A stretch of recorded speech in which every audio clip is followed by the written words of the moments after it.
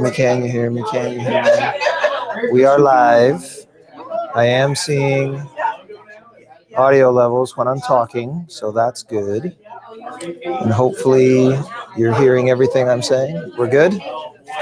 Okay, we're recording there. So all right, we're going to get started. Here we go. So how's everybody? So we're going to, in these slower months, we're going to have our... Slower? Yeah, this is definitely slower. Definitely slower. But it's normal. So we'll meet in a smaller, intimate setting. As soon as things start picking up, then we will pick up. So here's the thing. I wanted to kind of give you guys a little bit of a State of the Union and kind of talk about some of the things we've already been talking about for the last couple of months. Share with you some observations, and I'd love to have a little bit of a mastermind this morning. So I'm going to try to fly through this because I want to have some back and forth. I want to do some idea sharing, talk about what's working, what's not, and I want to hear from kind of everybody in the room. So, what I can tell you guys is things are definitely shifting. The good news is the market is heating up. A lot of activity is out there for those that are chasing it. But we're definitely going to see a shift, and I don't think we wait till the shift happens to do something about it. So let's actually talk about that shift, okay? So I want you to have a really, really good understanding. So these stats really can be found anywhere. A lot of what I do, I love the shirt, by the way, Ron. BBVA is a research firm. They're a bank, actually, and they do national economic forecasting. All right, so right now, our risk of recession is not doing good. Next year, it definitely increases drastically, okay? So one of the things, and by the way, the slides for all of this will be on Facebook today in a PDF, so if you want to use these in presentations, you can, okay? So check this out. This year, our likelihood is 13% over the next 12 months of a recession. Look what happens next year, 59%. That's big. It's really big, especially when you look at, I'm going to fast forward and then I'm going to come back. Now check this out. So what was that number? 59. Okay, so check this out. In 1990, before a downturn, we were in the 30s before it happened. In 2000, we were right at 49% when it happened. Now look at like 2007, 2008, we were in the low 40s of a probability when it happened. Okay, so is the threat real? Absolutely. Now look at the cycles too. You're going to notice patterns, very simple math. So 60 to 70, 10 years. 70 to 75, 5 years. 75 to 80, 80 to 90, 90 to 2000, 2000, 2008-ish. Holy cow, we've already gone past the limit, okay? So in the last 50 some odd years, we have had a pattern of either 5 or 10 years, and we're already past that 10-year mark. So that means it's right around the corner. It's coming. And I think that our behavior now has to be such that we're ready for that. And we're taking actions now, because here's the thing you know or should know. Actions today have results tomorrow. And so we know what tomorrow's going to look like, so we need to alter some behaviors now. So for those of you that are just insanely SOI oriented, you better change. You're going to have to change, or you're going to have to change the way you operate. We'll kind of talk about that today.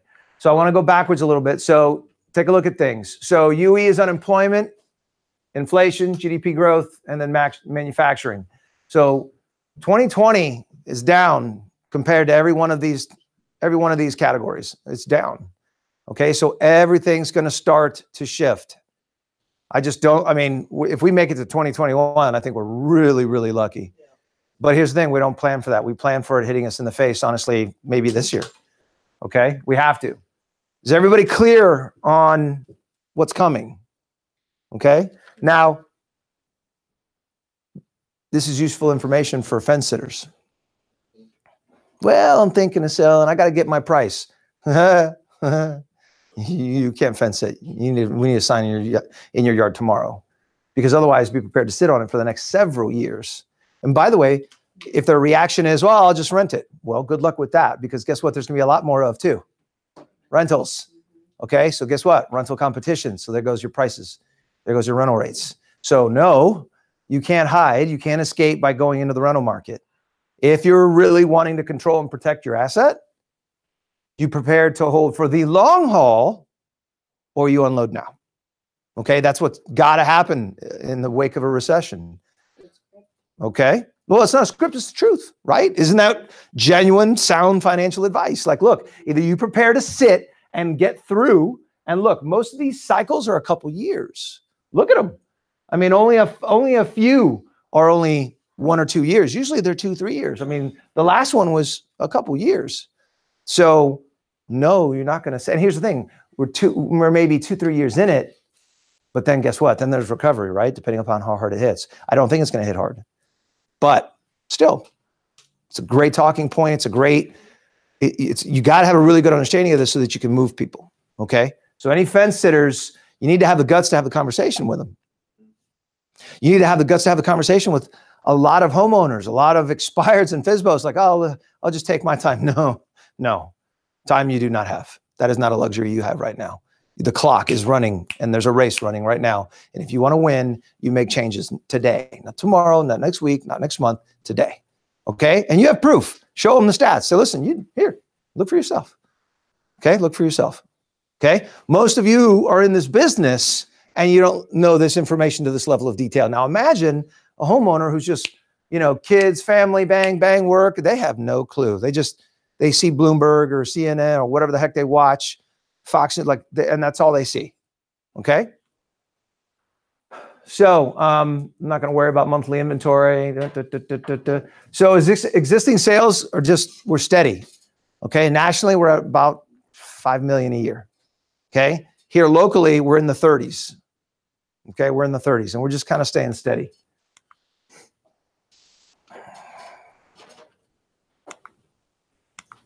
Not all that important. All right. So market conditions. Again, between this year and last year, everything's been staying pretty steady in 18. We're going to see a shift in a lot of these different categories this year. All right. So check this out. The South is having, and this is nationally, by the way, the South is having the majority of sales. So our southern region is hot. What region usually is really, really, really strong is the East. They're usually really, really strong. And right now it's us. Okay. Housing supply, this is going to go down. I think this is going to dip. Everything that's out there says that, new construction supply is going to dip. Housing supply nationally is starting to go through the roof. Okay. We were at, you guys remember what, 2 months ago, we were at 2 months supply. We're at 4 and change now. We've almost doubled our inventory. All right. So guess what? Longer time on market, less and less of the bidding wars. All right. These are all the things you need to tell seller. Oh, well, we'll list at this and we'll get, no, you won't. No, you won't. Now you have the ability to say, no, there's twice the competition that there was just 2 months ago. Just 2 months ago. Okay. Interest rates rise, inventory levels rise, harder time for sellers. The good news is that means higher time on market. That means their cousin, 4 times removed is probably not the best qualified person to sell this property. Okay. And that's a very easy thing to say. It's an objection handler for Mike's talking to somebody like, oh, I'm going to use my cousin. Ooh. Last year, you might have got away with that. Okay. Inventory levels have doubled. Interest rates are rising. So you know what that means? Now you need a pro. You can't get away with your cousin anymore. Now this is about business and protecting your family. So what are you more interested in? Protecting your family and your asset or taking care of your cousin? How many homes did your cousin sell last year? Okay. So these are all, now you've got, as we shift, your talking points are going to get better. Like what you're going to be able to say to move people is going to get better. And it's the truth. It's nothing but the truth. So you're not going to see too huge of a change in the upper tiers. You will see a change in the high end, but the low end. So what do you think is causing this? Okay, so sales of houses under 100,000 are way down. Why? Exactly. There just aren't any. Why? Why aren't there any? Price has gone up. It's very simple math, right? Like there's just not a lot of them to sell. So what is that also doing to first-time buyers? Okay, so that is a big concern. You want to buy a house in this market, you're going to be paying for it. Guys, I remember not 2 minutes ago, our median home price was like 140, 150.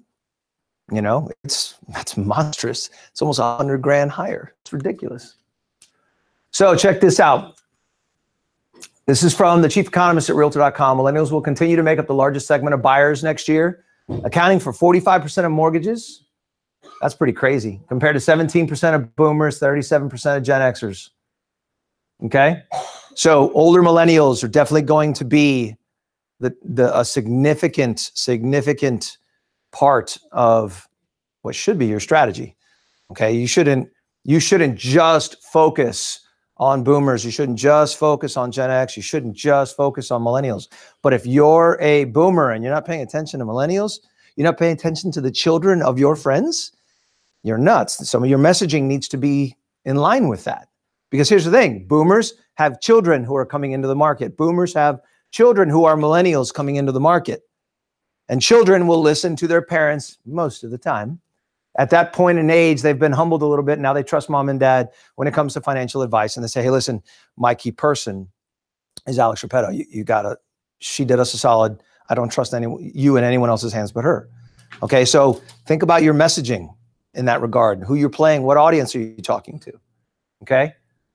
So should you maybe be talking to some of your clients that are more of that boomer age, talking about, hey, listen, do you know that this year is going to be a really good year for first-time home buyers, for millennials and things of that nature, you know?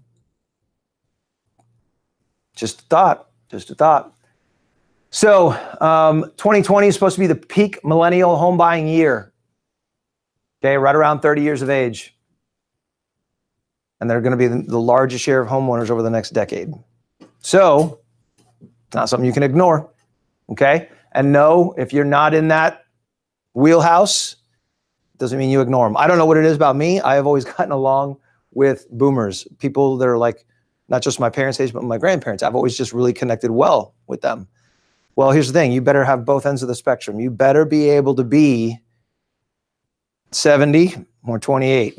You better be able to resonate and connect and communicate with them, because there's just this is just math. This is all this is about. Do I want to fish in a pond where there's only 20 fish, or do I want to be in a pond where there's 300, right? Yes, if you're a boomer, you can talk. You can talk millennial, right? You can. So total sales were down. Check this out, only 36,000 units, okay? Why is that important?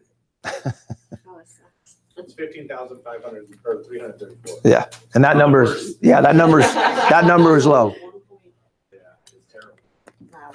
So that's big, that's monstrous, and that number is worse than that. Yeah. Okay. So what does that mean going into a shifting market? What do you think that number is going to happen to that number? It's going to go down drastically. Are you in that number? Meaning, are you one of those? If you're not, how are you going to stay with the number of transactions not really moving? So there's going to be opportunity. Anytime there's a shift, anytime there's a pivot, that's actually an opportunity.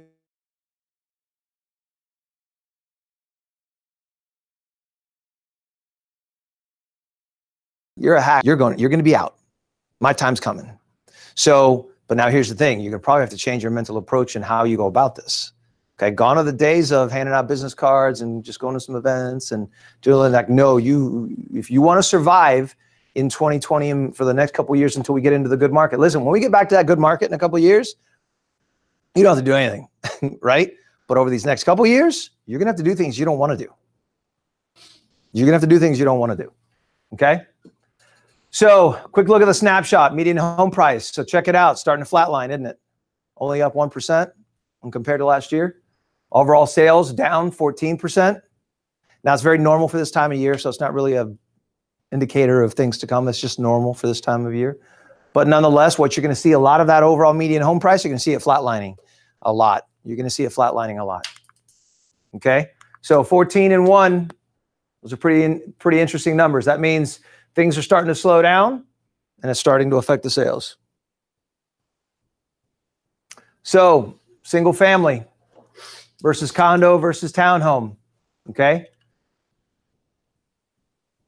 Single family sales are down pretty significant, okay? So sales are down, inventory levels are sharply rising, interest rates are going to rise. You see a market correction coming? I sure do. I sure do. Okay, so checking out inventory, we're up 8%. Up 8%. Okay, single families up 7%. Lots of condos coming out. Lots of condos. Where are those people going into rental? Condos, usually they're transitioning. You look, you transition from single family to condo, condo to the beach, condo to assisted living, condo to the villages, condo to, right? Very rarely, only time you'll see a different demographic when you're talking condos is millennials in those downtown markets and things like that. But usually when you're talking about outside those big metropolises, you're going to see they're phasing out of those because of aging. Okay. So inventory 4.3. Look, how long have we seen this at 2? And I mean, it was at 2 for a long time. So it's sharply rising. 6, we are officially in a buyer's market. Okay. So we're going to be there quick. The good news is buyer's market means we need more skilled professionals selling. Okay. Their cousin's not going to probably get the job done. A lot of properties are going to expire. A lot of FSBOs are going to get very upset and frustrated because nothing's moving. Okay. A lot of them. It's already happening. It's already happening. Okay. It's already happening. So, by the way, do you pay attention to this when you present? Do you guys pay attention to inventory levels and how that affects when you're selling a house? Because if you're not, you should be. Okay? Because this is important. This is a really important thing to know. Okay? So let me give you some quick examples. Does everybody understand the concept of what an absorption rate is? So basically, inventory levels, absorption rate, however you want to refer to it, if I was going to put a house on the market, how long could it reasonably take to sell given how much competition's out there? Okay, so if there are 20 listings for sale, let's see who can do the math for me. If there have been, let's say there's 10 active listings. There's 10 active listings, okay? And we have a average of 2 sales a month. What's the level of inventory we have in that area? We have a 5-month supply. Well, guess what? They're trying to get Steve on a 90-day listing agreement. Wait a second. I have a 5-month supply of homes here. Negative ghostwriter. Not happening, right? You think it's something important that you should know? Like, Mr. and Mrs. Seller, you want to overprice? We've got an absorption rate of 5 months. We got 5 months worth of inventory, and you're going to try to go to the ceiling? You understand that it's going to take probably 5 months? Do you understand what that's going to do to your value? If you're one of those people that it takes 5 months, I really strongly encourage otherwise. All right. We need to be, and by the way, look at all those things that have sold that are a part of your calculations and look at what their time on market was for sale. And be able to articulate, like, listen, the average time on market for the last 4 sales was 23 days. Now, the average time on market for everything else that's currently active is 48 days. So it's very clear. If you price right, you should sell in a couple weeks. If not, you're going to sit, and guess what? Your price is just going to go down, down, down.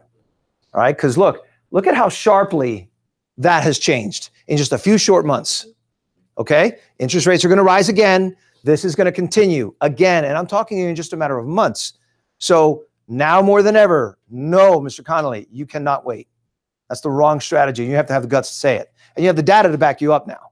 Now it's not like, well, let's see. Nope, you're wrong. Nope, you're wrong.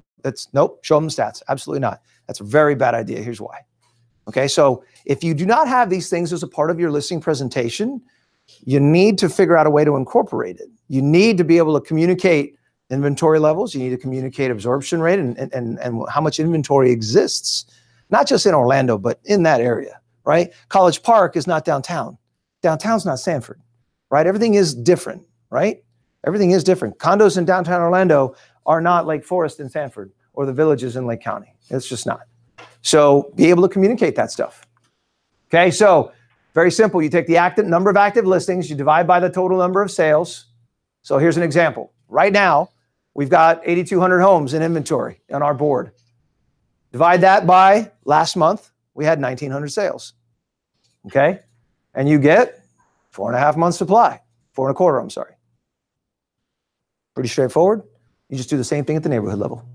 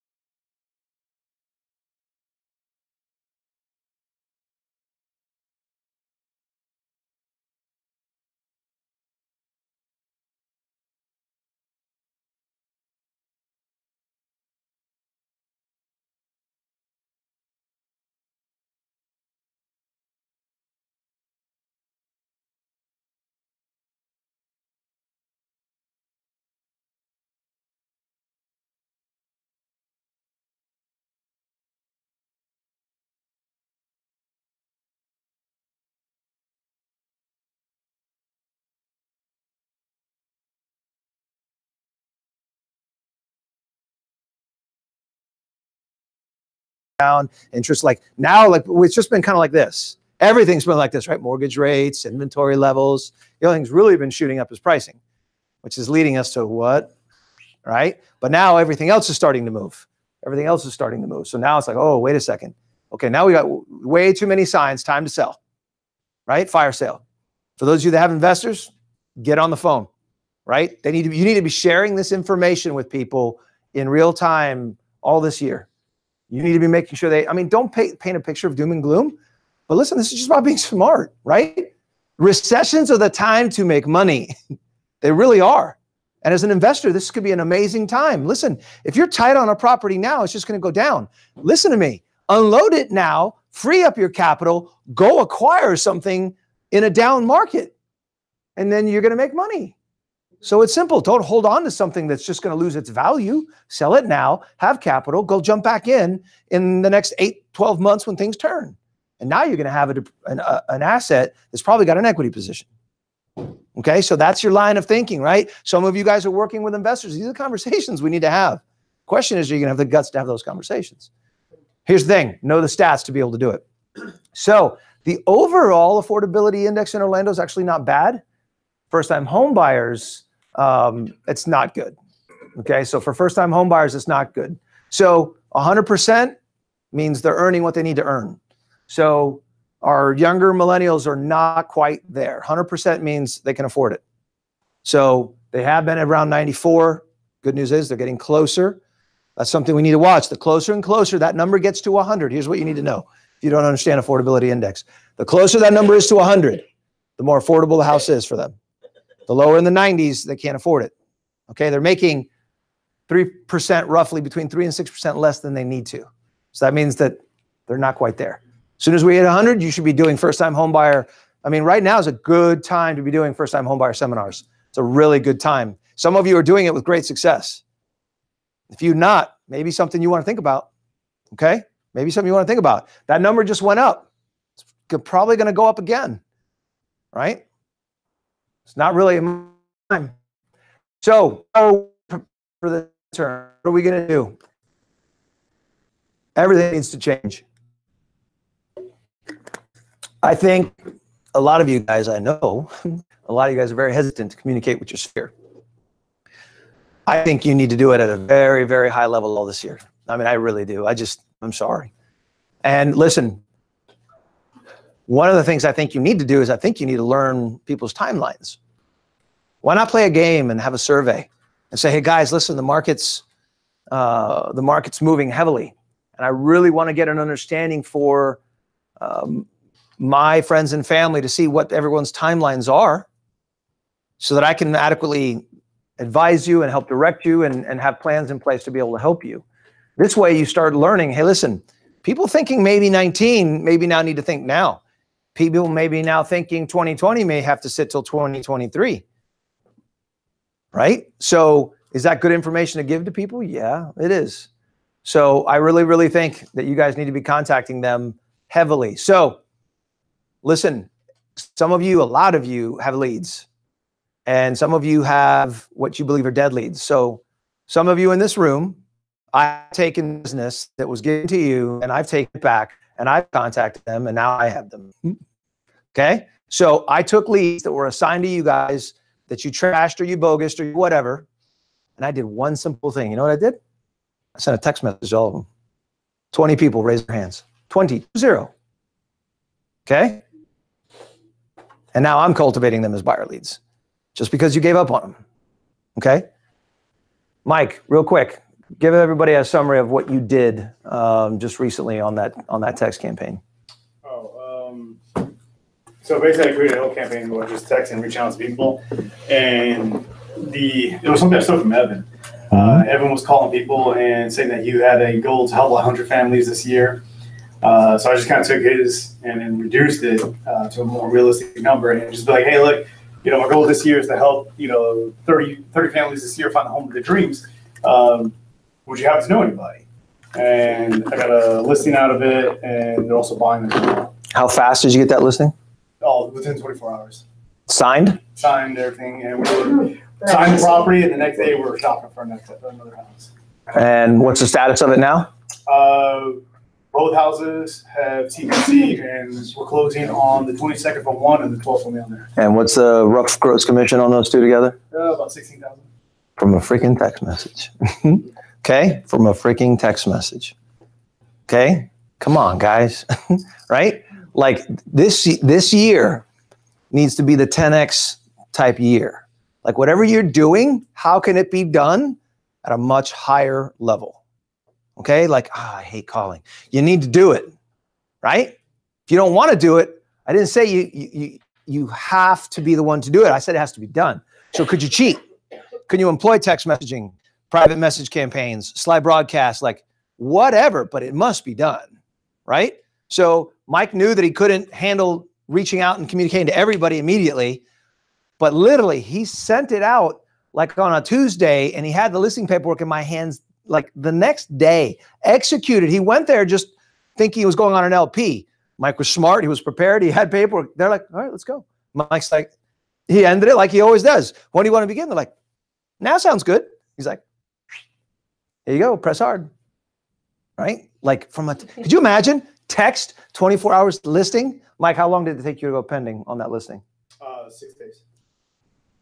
Priced it right. Yeah, So we got asking, and this is the first time it's ever happened to me. The bank for the buyer said they're not doing an appraisal. They said the house is worth what they think it is. I was like, all right. I had that happen one time. Yeah, I was like, all right. But to kind of expand upon that, in the beginning, I used to call my sphere of influence, and the problem with that is the vast majority, because my sphere is younger, they're about my age, a little bit younger, they don't pick up the phone. And you'll call them, and they wouldn't respond. So I started the campaign, and my response rate is slower, but it's higher. So I'll text somebody at 8 o'clock in the morning, and be like, hey, what's up, blah, blah. And then 3 o'clock, 4 o'clock, they'll respond back like, hey, what's up, man, blah, blah, because they're working. Mm-hmm. So I get a higher response rate just doing that than calling them. And are you doing the texts through Lion Desk? Or? Yeah. Oh. Yeah, I completely automated it. Like I get people randomly texting me like, what's up, Mike? I'm like, oh, what's up, man? So Lion Desk costs you $250 a year. text package. $24. You get 1,000 free text messages every month.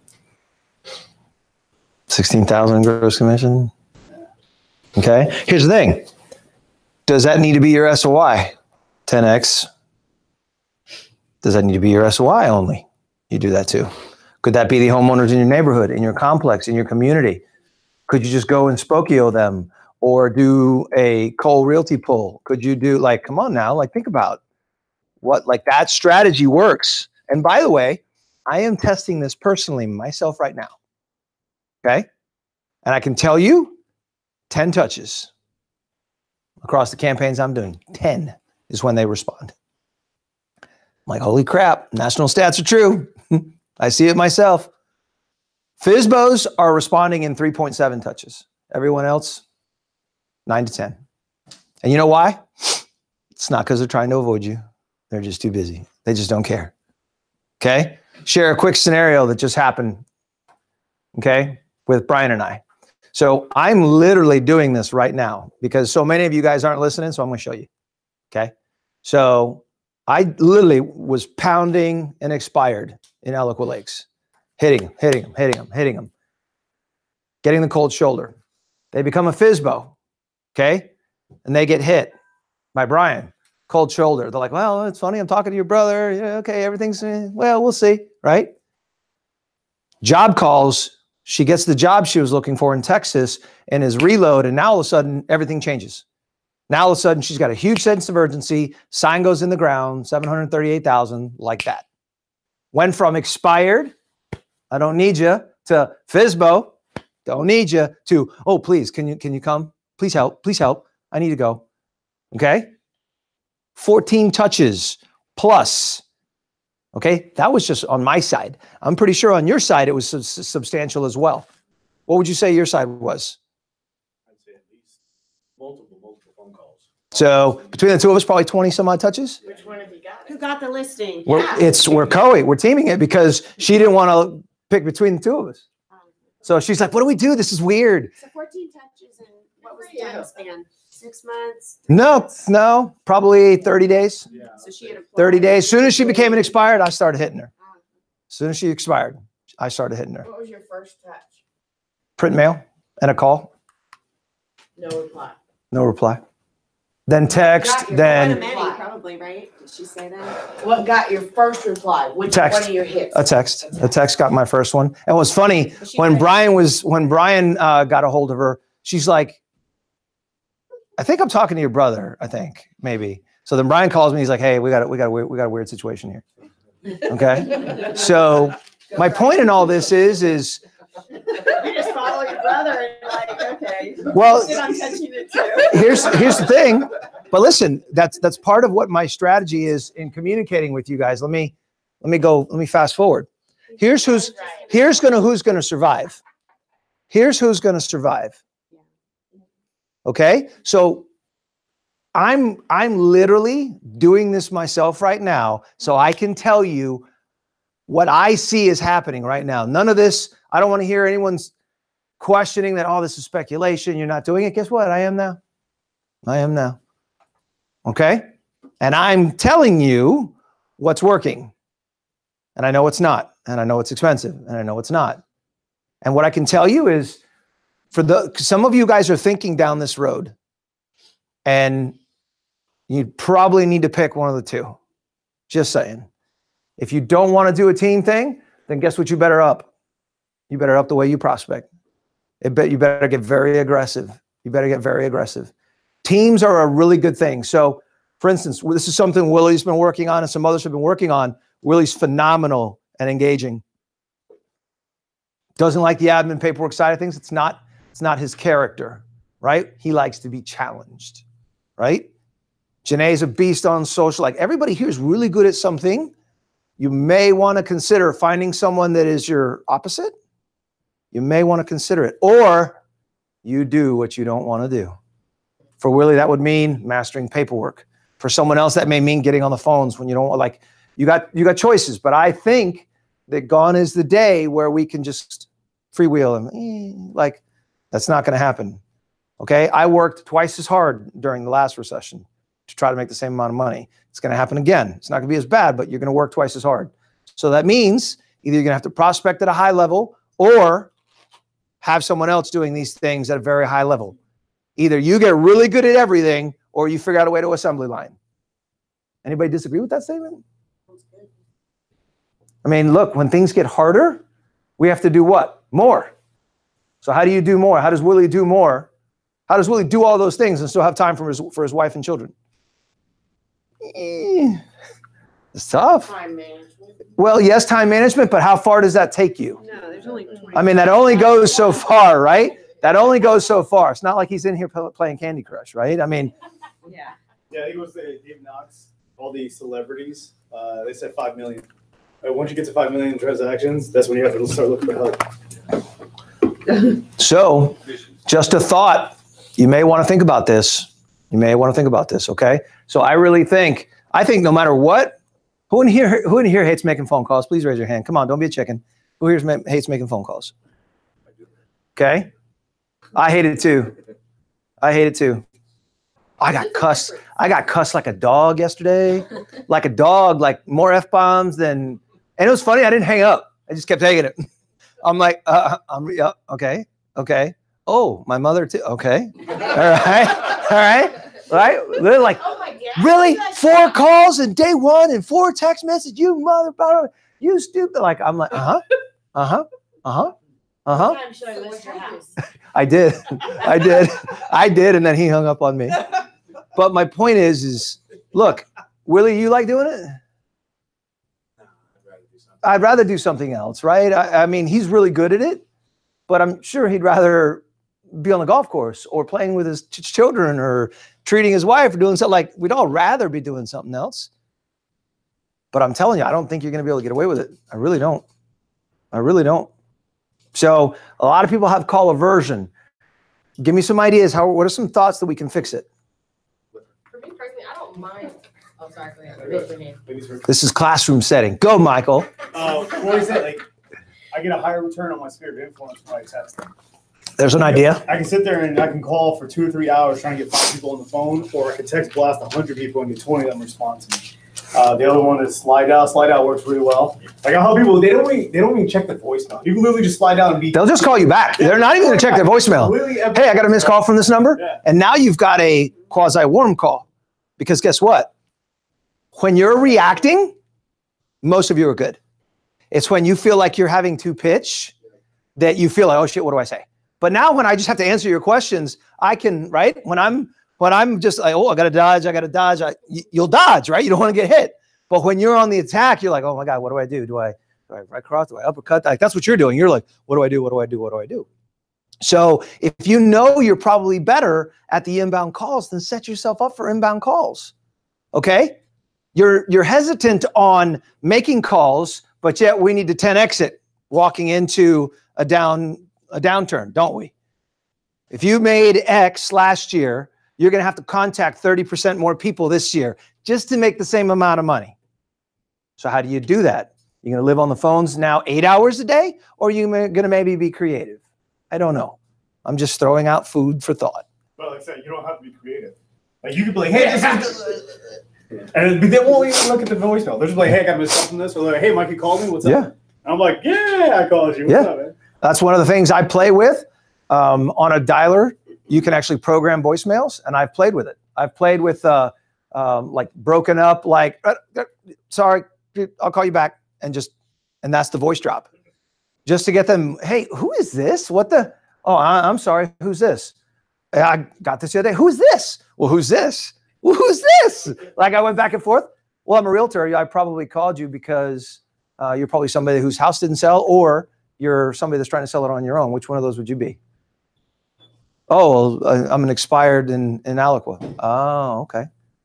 How you feeling about that? And then walk right into the conversation. All right, it was funny. I lived this back and forth. No, you tell. It was a little awkward. I kind of botched it, but I still had a good conversation. And it's a follow. It's a lead on $1 million house. So what can you do? Okay. I'm going to be coming back to you guys with all this data that I'm putting together. It's still too early. It's only been a couple weeks. Okay. But I'm literally testing every phase of this myself. And I'm a part of a mastermind group with people from Texas to New Jersey to Myrtle Beach to Arkansas to Georgia. There's like 12 of us they're all coming together to do this, to find out, all right, let's do it. And these are brokers. We've all committed to, let's all do it together. Let's all jump back into the soup ourselves, share it with the mastermind, get what's working, and then share it with our respective brokerages. Okay? So I'm going to be reporting back to you guys, but here's what I'm telling you. I know for a fact. God bless, there's so much business out there. It's not even funny. That's not even funny. Like, I'm losing money sitting here talking to you right now. Like that's the amount of momentum that just in the last 2 weeks that I've been doing.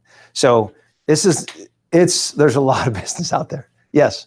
And just to touch on what you were saying, different aspects of her calling. I made the video, I think it was last week, with the thank you card stuff, because I was kind of recording my journey with that. And for those of you who didn't see it, there were areas of my game that I was light on, so I started trying to do other things to do the same thing, to test stuff out. I sent out 40 thank you cards, and I got $2 million of business coming to me the next month and a half. It was from friends, it was from people referring me other people that I've called, and they're all like listed by. I have like 3 or 4 double closing deals coming up just because of 30 thank you cards I sent out. So it doesn't have, there's no like one way to skin the cat. Just do a couple different things, call, slide, send some thank you cards, see what works for you, and then double down. But like he's saying, get into the phone calling and prospecting more, because it ain't gonna be there if you don't. Any other ideas? Any other creative thoughts? Yes, Jack. So I'm just gonna say, I don't have a problem calling my sphere. I can call them all day long because it's a casual conversation. I don't like calling people I don't know. That's the hard part. I'm the opposite. Yeah, that's the hard part for me. I feel like I have a big support team as far as family and friends, sorority people, to where they will support me regardless. Now, random people, I just can't. What's your fear? What's your fear behind it? Not really a fear. I just don't like it. There's a fear. There's a fear behind it. Trust me. You don't like it for some reason, right? Well, I wouldn't say anything about fear. I don't like the response that I get back. So I'm not yeah. afraid of doing it. Oh, yeah. I'm not fearful of it. I'm not afraid of rejection. It happens. It's life. So not necessarily afraid of anything. I just don't like I get it. the response. Oh, I get it. If the response is bad. I get it. If I got good mojo going for the day and then I get a bad call, like it just my vibes are off. Oh, you're absolutely right, Willie. That's where I think I'm gonna have to disagree with you, all right? Because the reason why I say that is because I think you'll talk to people you don't know. If they were you would talk to Deltas you don't know. Oh yeah. You would talk to teachers you don't know. Yeah, but how do I know the teachers if I'm calling? Because you need to get a list. Okay. How can you get a list? That's your question. We have to get creative in who we want to talk to. People are our business. You know what I'm saying? Like, so if it takes you, it's a circle prospect. Instead of a neighborhood, it's Seminole County teachers.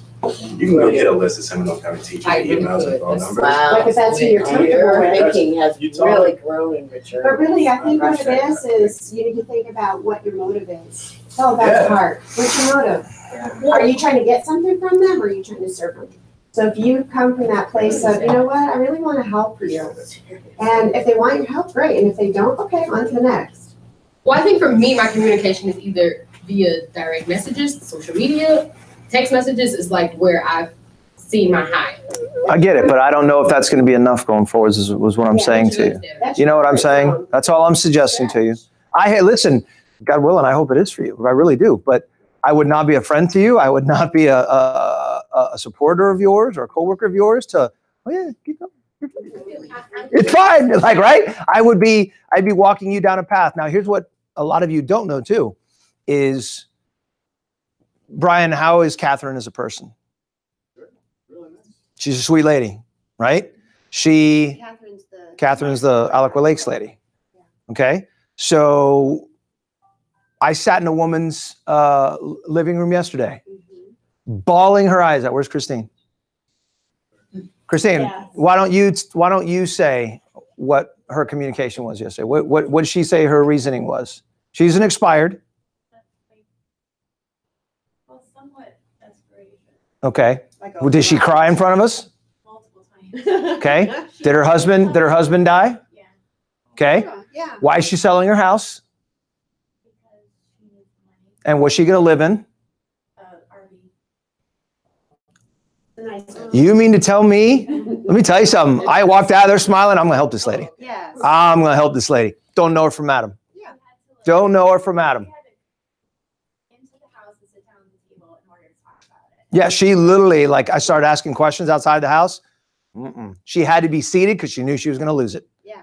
And she lost it like multiple times. She was an expired. Mm-hmm. Yeah, that's why I don't like calling my sphere. I'm like their counselor. I'm like, seriously, I'd rather call a stranger. But here's the thing. But then But you my really point do is, that. what I was saying to Janae to elicit a point is, don't know this lady, don't know that lady. And they're nice people. They're good human beings that have gone through this woman has a stalker. Her son's turned on her. Like, she feels like she's the only human being in the world. She's like so terrified. Yeah. And she's like, I just need help. And just, you know what I mean?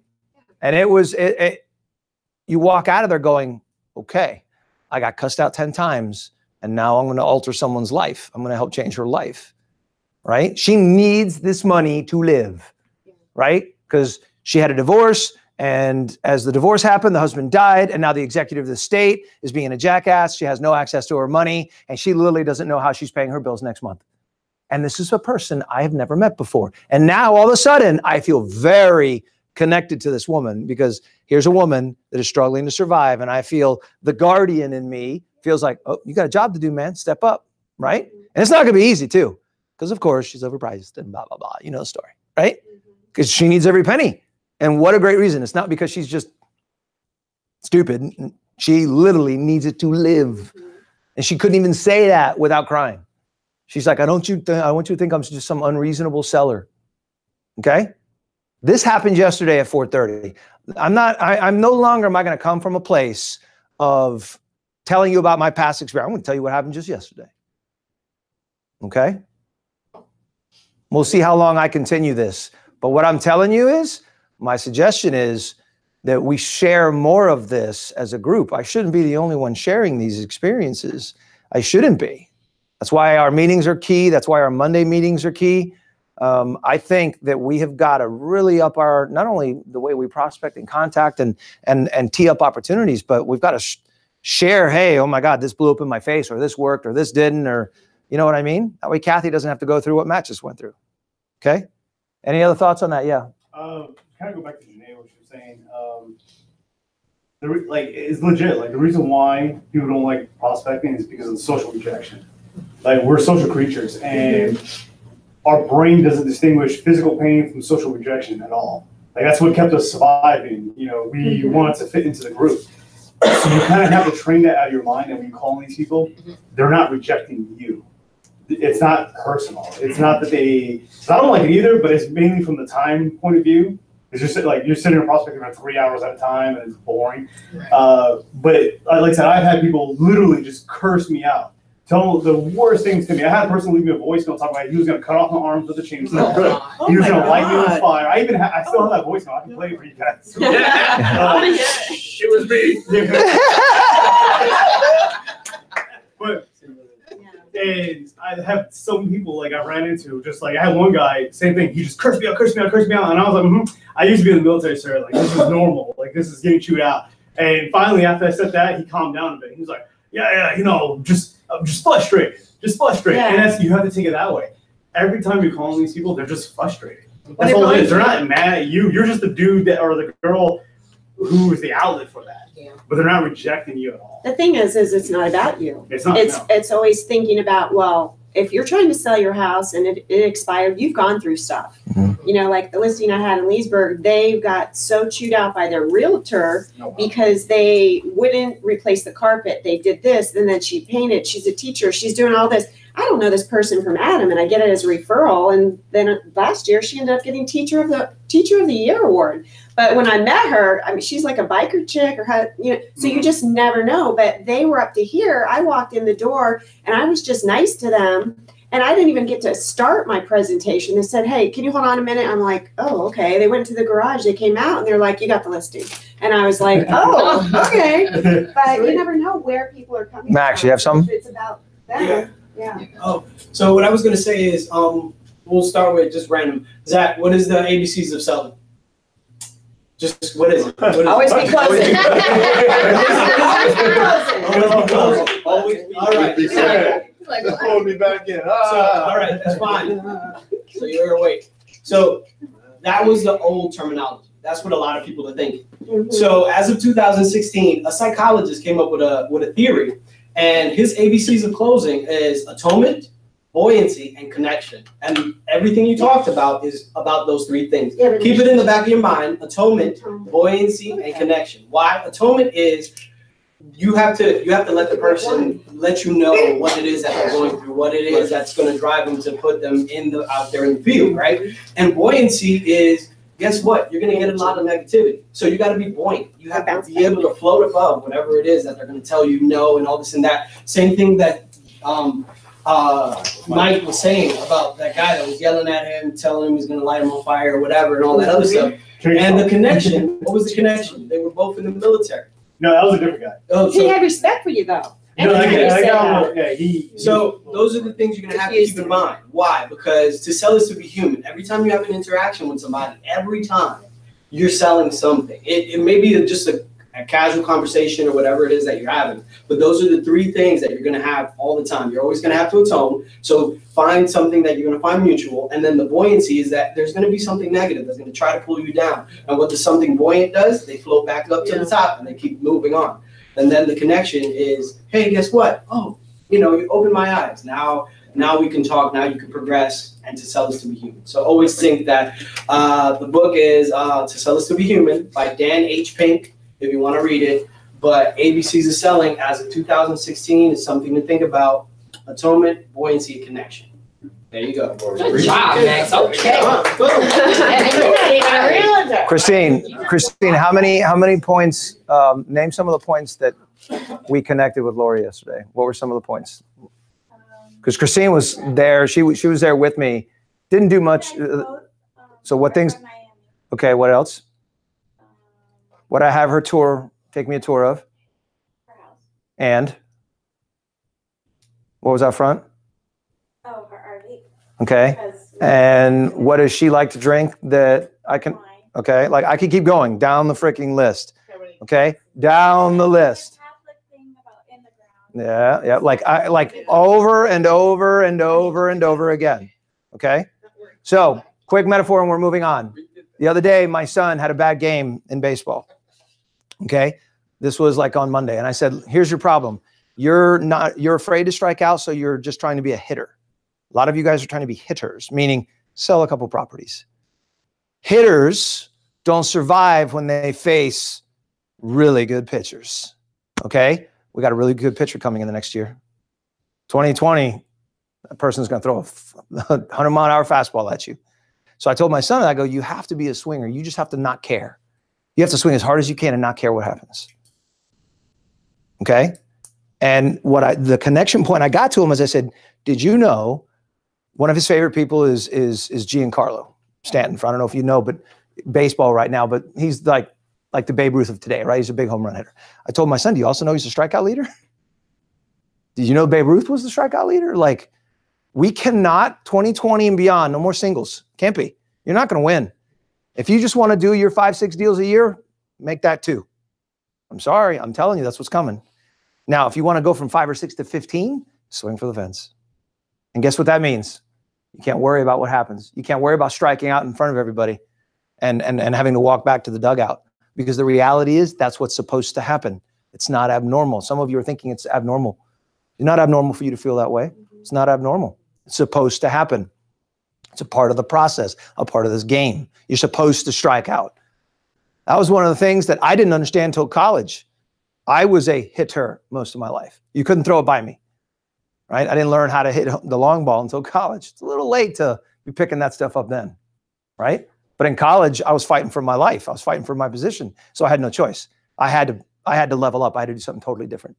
We're in that position where you're fighting for your life in the next 12 to 24 months. If you want to stay in this business, you shouldn't just be about staying. You should always be about growing, right? So if you're going to grow in a down market, it's a great opportunity, but it will take you changing the way you're doing business right now completely. All right, so let me go back to this. Some suggested things. Contact your SOI. Try to find out what your SOA timelines are. Maybe you throw out a survey. All right, go pound every lead you've ever had. Go back to it. Some of you have got hundreds of them. Go pound every single one. Make it a mission that you're going to call them all, text them all, broadcast them all, whatever. Go pound them. If you pull out one instance like that, 16,000 gross. You kidding me? Circle prospecting. Some of you that have done this before and gotten away with it, gotten away from it. Listen, what do we need to know? What's there going to be less of in 2020? Less of everything, right? But more inventory, but less of everything, less sales. So what does that mean? We need to get more of listings. We need a lot more listings because fewer are going to sell. It's going to be harder, right? Well, here's the thing. Is your SOI strong enough to handle your need to increase your... What are all these companies doing right now? What are they spending millions and billions of dollars on? Trying to predict, right? They're trying to predict what's coming, right? Hey, these are all the sellers that are likely to sell in the zip code, right? Circle prospecting is a way that you can do it yourself for almost free. Dialer and data is all you need, all right? So some of you that have gotten away from that may want to reconsider. It's a great way to build future business, and that's what we're planning for is future. So just a thought. Expires and FSBOs, listen to me. That is going to get better. More are going to come. FSBO is going to have a harder time, much harder time, okay? This lady was an expired, and she was, Christine, where you at? She was an expired turned FSBO, okay? How much activity she had? 0. Goose egg, nada. And why did she say she's not having it? Probably because she cries every time she answers the door. She does. What did she say she did? She cost herself a what? She knows she's cost herself clients. And why does she feel she's not getting the exposure? Because she's not on the... Those were her words right out of her mouth 12 hours ago. Okay? So it's getting harder. It is. They're not getting the engagement. They're not getting the activity. So don't be afraid of it. This was an expired in FSBO. That one, expired in FSBO. They're all experimenting. They're all failing. You just got to make sure they don't. And here's the thing too. Make no mistake. That dude, I already have it on my calendar. The guy that cussed me out earlier this week, it was Monday, like a dog. I already got it on my calendar to call him next Friday. I'm going to call him again. He ain't going to remember me. I promise you. He won't remember me. He's not going to remember James Clark. There's 80 other people he'll cuss out between now and then. I say you just have Brian call since you guys are doing this code. Yeah, see what happens. Wait, correct. All right, so listen, something else you can do. For those of you that are farmers, meaning you're trying to prospect a neighborhood, okay? Go call the county. Get all the data from the county. So you call Volusia County, you call Seminole County, you say, I want all the homeowner data, all your data on record for the city of Oviedo homeowners. Okay? There's a couple things you can do. One, isolate who's a homestead owner and who's not. What does that tell you? Absentee owners. High probability of selling, right? High probability of selling. What can you also do? What other data point is in there? That comes from that, yes. The absentee owner. Is maybe the date they purchased in there? Yeah. So can you sort that spreadsheet by the people that have lived there in that city the longest? Yeah. So maybe can you get down to the neighborhood level and say, you know what, James, I can't afford to mail my entire community all the time. Okay, cool. Can you afford to mail the top 10% that have lived there longer than everybody else? They're maybe the most likely because they've lived in their house longer than 7 years. Could you afford to do that every month? Think about it. Like Willie was saying, we just need to get better lists. We just need to get better data. We just need to aim, like in military terms, no rocket launchers. I need a sniper rifle, right? No grenades. I need to aim small, miss small. That too. All right. So for those of you that are farming a neighborhood, who's working a neighborhood around here? Who's working a neighborhood? Guys, I would suggest to you, go call the county. It'll cost you $15. Okay. And you tell them I want all homeowner data for Winter Springs. All of it. Give me every bit of it. Well, what category? All of it. Right? It's just an Excel spreadsheet. You can delete the columns. It's no big deal. And then you isolate who's an absentee and who's owned their home the longest. Just calling the county. They'll Absolutely. Here's the thing. No one can refuse it to you. It's public record. Florida sunshine laws. Period. They have to give it to you. Can they charge you a fee? Yes. Between 10, I think the highest I've ever heard is Lake County, and it's 50. And it's because they don't allow you to isolate neighborhoods. They make you do the whole county. So they charge you $50. Best $50 you'll ever spend. Can you tell them specific neighborhoods may? Depends on what county. Developments and stuff? Yeah, it depends on what county. But here's the thing. You get the whole county list. Just separate, for those of you Excel people, separate by neighborhood, and you got your neighborhoods, and then you just isolate it out. This is gonna have their address, and you're gonna have like the zip codes. And I Right. think Orange County has subdivisions as well. Yes, they all do. Everyone's got subdivision designations, everybody. All right, so listen, here's something you guys need to be thinking about. A lot of you guys have done this, okay? A lot of you guys have done this. A lot of you guys were using other tools that you really weren't using, so you cut them. Good. And if you're not doing it, and if you've got something, are you paying for something right now you're not using? Stop it. You probably should stop it. Okay, you should probably stop it. Okay? What about considering additional revenue options? Okay, Ginny Peters likes to charge a little extra money for transaction fees, so she gets her E&O insurance covered and some other things. Could you add another $100 to it? Sure you could. Sure you could. I don't care. Okay, I don't care. You get your client to say yes. I'll tell you, a lot of companies have much higher fees than we do. Okay, because we keep all the ALTA statements. They have to go in every file.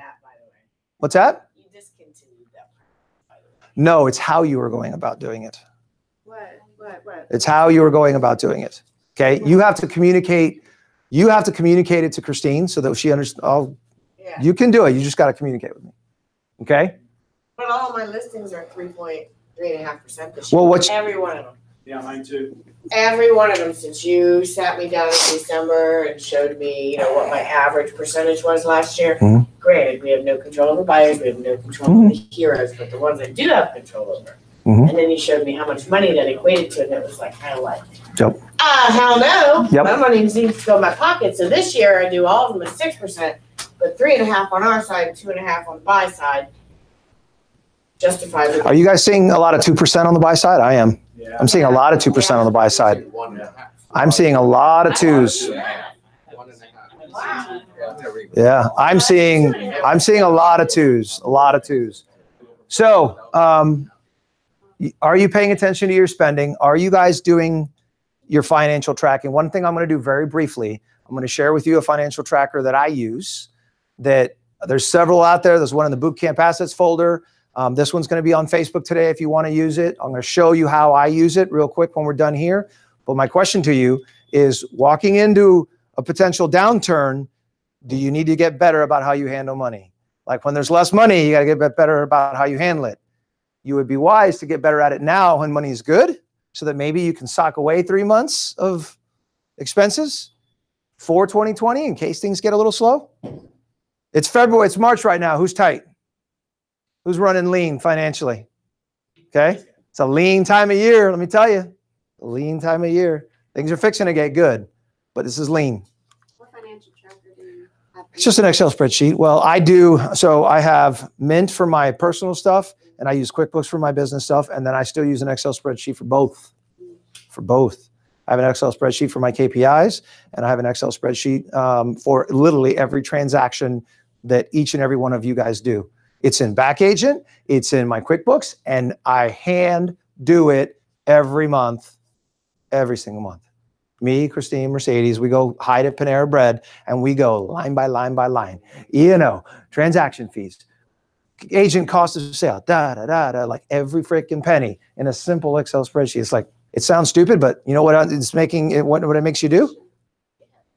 You're seeing it, you're making real-time decisions. Not going, oh, well, I paid my bills this month. Well, Really good app that I use is Quicken Books, the self-employed one on the phone. If you use that one to pay your taxes, you get it for free. They also have a mileage tracker in there. So if you have MileIQ, you can remove MileIQ, which is a $50 expense a year. But literally, like, I track all my expenses, same like I track it every single day. So anything that goes through my bank account, business-wise, personal-wise, it's all going through there. When you guys start getting checks coming in, you guys got a lot of closings teed up, money's coming. You guys better be moving money, and this is a practice that you better be doing. Okay, 2 times a month, and this is a suggestion. And by the way, I meet with several of you, and we have these personal financial discussions for some people that want it. Okay, and what I'll tell you is, it took me, full disclosure, it took me 6 months of doing it with my coach yelling at me. 6 months. I didn't want to put it on paper because I was embarrassed. You know why I did it? He threatened to quit. He's like, listen, I love you, man, but I can't do this anymore. You're not listening to me, and I don't have time to coach people that don't listen. So I'm done. So then I started doing it, and it's amazing what starts to change when you do, okay? So if you're not doing this twice a month, you should only be paying bills twice a month. You should only be doing it twice a month, okay? You shouldn't really have a lot of your stuff on auto draft and things like that. 2 times a month, you move money, 2 times, okay? And as soon as money comes in, if it comes in on the 2nd, you don't move it till the 10th. And then on the 10th, it's gone. You move it. You get it out of your eyesight, okay? I've done some entry-level training on it. It's something I sit down with people and do. So if you need a partner, an accountability partner in that regard, let me know. Okay, so what are some of the behaviors that's going to kill you this year that you're not doing? 1, needing to get everything perfect. I need my site. I need my logo. I need my listing presentation. I need this before I do. If you're one of those people and you do that all year this year, you're going to have a hard time. Okay, so now some of you too, I hear this a lot. Oh, but I can't operate that way. How many of you here have met a high producer agent? How many of you met a high producer agent over the phone or on the other side of a deal? How many of them were nice? Very few typically, right? You know why? They don't got time for you, right? They're on a mission, right? A lot of people are like, oh, they're rude. They lack customer service. How many times do you hear that? They lack customer service. I stole a client from a high producing RE/MAX agent Monday, and apparently she's horrendous. I never met her. Apparently she's horrendous. Have you ever stopped to think that maybe she's horrendous on purpose? Have you ever stopped to think that maybe she said, I can't be that and produce at this level? I can't be both. She made a decision. Have you ever thought of that? Have you ever said maybe she's not just a shitty person? Maybe she just made a decision that I can't offer that. If I want this, I can't do that. I heard it 2 times this week from agents that a deal consumed their entire week and they did nothing but that. Oh, septic issue, blah, blah, blah. Okay, but so what happened with this? Well, I didn't get anything done. I was dealing with the septic thing all week. Really? Really? Come on, 40 hours in a week. Septic issues or phone calls. Come on now. Okay, so are you over-delivering on customer service? Have you thought about that? The ways that you could get yourself out of that equation? Listen, I know people who do their weekly calls to their clients, giving updates on Slide Broadcast because they don't have the time. They don't have the time to have the conversations. They have that many clients. We were discussing that in that mastermind group on Friday. There's literally people using Slide Broadcast because they can't afford to have the long conversations with people. Yeah, that's Manson's law. You know, if you allow work to consume any amount of time, it will. It will. Like, my customer service is literally like 30 minutes long. Like, it's just, all right, done. And you keep going. Like, you keep doing your thing. So if you don't prospect daily, how many of you guys are bad about your schedule? How many of you guys are bad about it? Okay. So your mornings are your mornings. Who here feels like they got a good handle on their mornings? I wish I was doing stuff now instead of being. You should be. You should be. There's nothing wrong with that. So who's made some changes to their mornings and seen some big changes? Okay. What kind of changes have you guys seen? Tell me. Making it unbreakable again. Yeah. Before it was breakable, and that's when you get haywire. Making, just like I did back in the OG day, when I never left my office before 10, and I was doing my mailers, and went back to it. Mm-hmm. You guys haven't seen me here in the mornings for the last 2 weeks because I've been playing this game. You won't see me here before 11 o'clock just because I'm going to ride this out until I feel like I got enough data. Okay? You can't. You can't. Some of you guys, oh, my client, my closing. You're dead. You're dead. You can't. I think Janelle, someone over there said, what's the point of having like a team? That's where it comes in. Like, a lot of people are like, I can't prospect and yet show this. It's like, if you're getting to the point where you need a buyer's agent, then you needed a buyer's agent months ago. You know, like, you're sitting there, like, I need a prospect, but I have too many buyers. Then you just need to find like a first year and just like, here you go. Willie, how's it changed you, your mornings? Man, you know, my morning routine has changed my life. Simple as that. It's changed my life. What part of your mornings has been a really big change for you? I do the same thing every single But what do you do? Get specific for me. wake up. And What's the favorite part of your mornings? favorite part of the morning, Mhm. the whole part. To be honest with you, like the whole part has a purpose. Mhm. Like when I first get up, I get a 10-minute sweat. That gets my digestive system going, if you know what I mean. Then I journal. Hang on, you what? Then I get my journal. Yeah, journal alone, man. That's because it makes it real. Like I'm big into this how you think stuff. Like so, what Mike is saying, with like if you need a buyer's agent today, you really need it 3 months ago because like your business is 5 mil in your head today. The result of it producing 5 mil is down the line. You're doing what it takes to produce 5 mil today. So, like I think It also keeps your eye on the prize when you're journaling every day too. yeah, There's no hiding from you not doing something about it when you're writing it every day. yeah, just makes it real. It takes that thought, which is energy, which you can measure. Do thoughts become things? Yeah, they are. They absolutely are. Whether or not you believe it or not, they are. They really are. So we actually, this is a new prize that we have that we're going to be giving out to anyone that crosses their first million. And it actually comes with a really cool, I'm big on pens. So we have a cool little swanky a la Warrior Century 21 Alton Clark pen. So ink all your listings and all your contracts with that. But listen, let me tell you something. I've got fancy ones like this, and I got a little 99-cent one at my bedside too. I have 4. It's pretty ridiculous. All right, because probably like some of you older folks that have reading glasses, you got 9 pair. I got a lot of these because I got one in my car, I got one in my bedside, I got one in my home office, and I keep one in my bag because whenever I feel like I need to write, I go do it right then and there. What are you writing in the journals? Everything, like for me, it is, first of all, I'm writing, I always start with gratitude, period. Every day I write something that I'm grateful for. And I will every single day. It's why I'm still married. No, because here's the thing. Like if you just get off track with it mentally with where you are, you know, like last week I was complaining a lot. Wasn't I, Christine? My car went down, just went down again today. Her car went down. It just went down again yesterday. Okay. And then last week I lost a dear friend of mine. And then it's like, okay, jackass, you don't got no problems, right? Mm-hmm. And I allowed that. Can life do that really fast? Can it like totally derail you? Yeah, I can. So me going back and just saying, all right, God, here's what I'm grateful for. Here's what I'm grateful. And just having that programming, it makes your problems really small because I'm sorry, like, hey, car bill, this.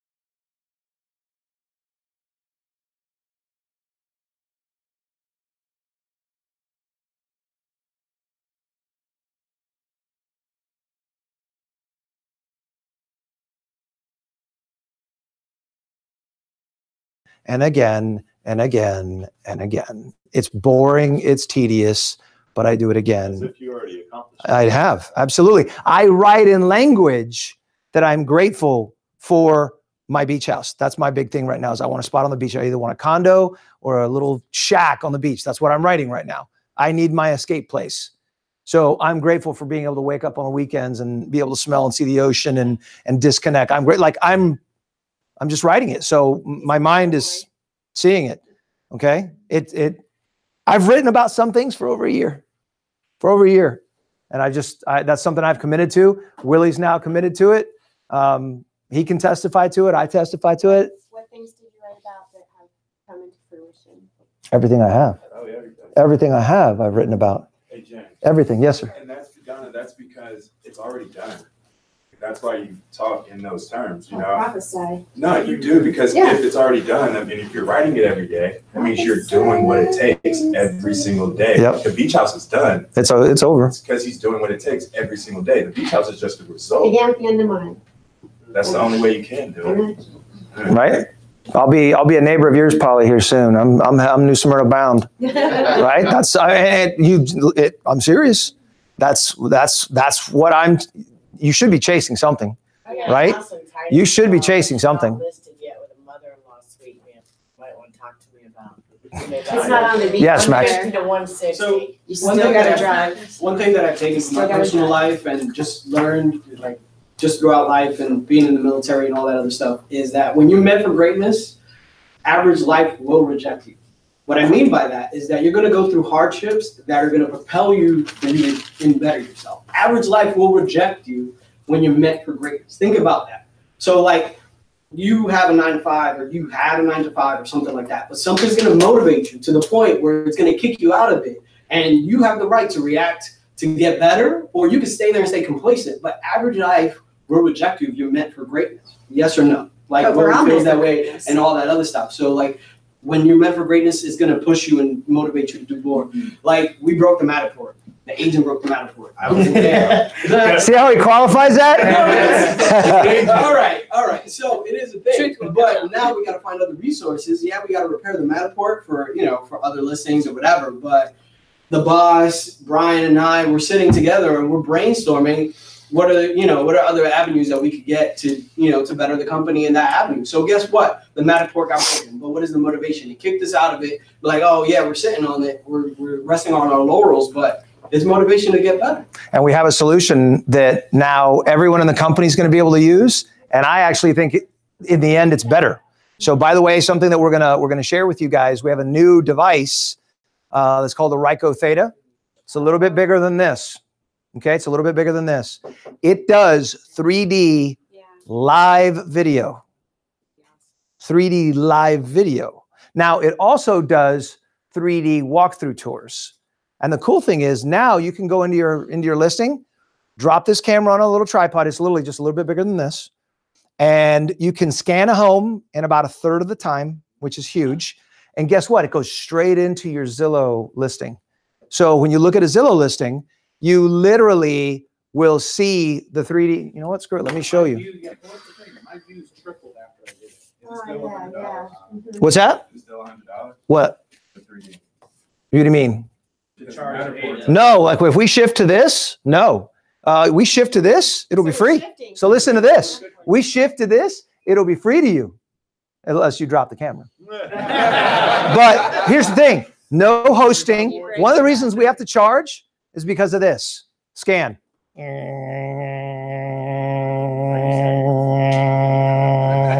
Move 6 feet. Go do, and if it doesn't connect, go back and do it all over again. So now you're talking a 2,000 square foot house, takes him an hour. So now I have to add an hour of his time. Each model costs $25 just to host it in the cloud because of how heavy that 3D model is. It takes server power to just keep it alive. So not only do I have to pay him an extra time on site to do it, I got to do that. This you're going to do. Man, I've been getting ripped up. I've been doing all 3Ds myself. Too bad. No soup for you.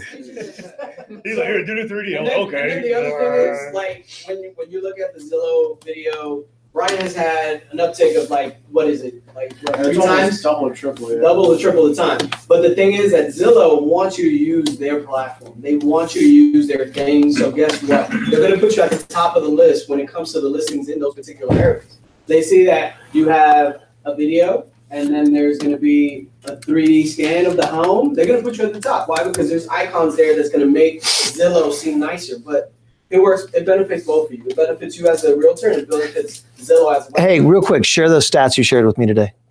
As far as what? Video. Oh, the video stats. Well, So, ladies and gentlemen, I did a screenshot and I shared it with the boss this morning. So going forward, we're gonna see if we're gonna stop doing video walkthroughs. Why? Because guess what? The only part that's seen by people is the 30 seconds that you do your intro.